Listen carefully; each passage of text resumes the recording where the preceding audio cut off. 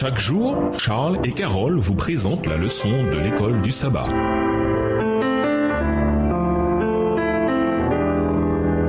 Bienvenue dans votre émission Dieu nous parle. Nous voilà sur de vendredi pour aller plus loin. Étudiez attentivement ce préambule aux questions énumérées ci-après. Quel est le contexte spécifique dans lequel Paul écrit Éphésiens 2, les versets 11 à 22, tandis qu'il décrit les effets radicaux de la croix sur les relations humaines? Il parle des relations entre croyants juifs et non-juifs qui sont ensemble membres de l'Église. Il exprime sa préoccupation. Il veut qu'ils comprennent et vivent leur statut partagé en tant que réconciliés, en tant que frères et sœurs de la maison de Dieu. Éphésiens 2, verset 19. Cependant, dans le contexte global de sa lettre, Paul décrit un objectif généralisé et d'une grande ampleur. Son thème est le plan grandiose de Dieu qui consiste à unir toutes choses en Christ. Éphésiens 1, les versets 9 et 10. Et sa portée est telle qu'il comprend toute famille dans les cieux et sur la terre. Éphésiens 3, verset 15. Élément important, l'unité des membres au sein de l'Église. Thème spécifique dont il s'occupe dans Éphésiens 3, le verset 10. Afin que la sagesse de Dieu dans sa grande diversité, en ceci qu'il a créé l'Église avec juifs et non-juifs, soit maintenant portée par l'Église à la connaissance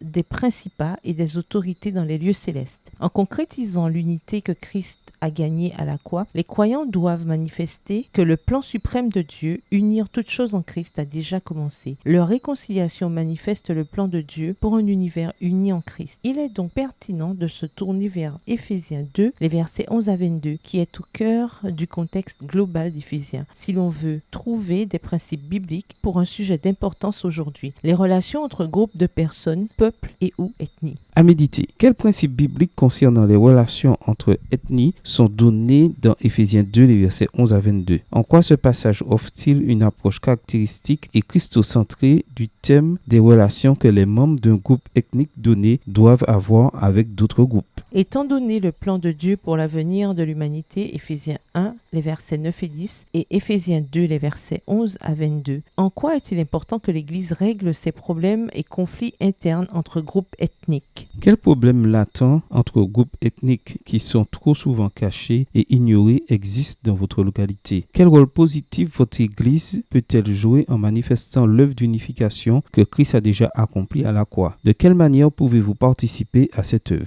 Au revoir. Et à demain si Dieu veut. Dieu nous parle. Chaque jour, Charles et Carole vous présentent la leçon de l'école du sabbat.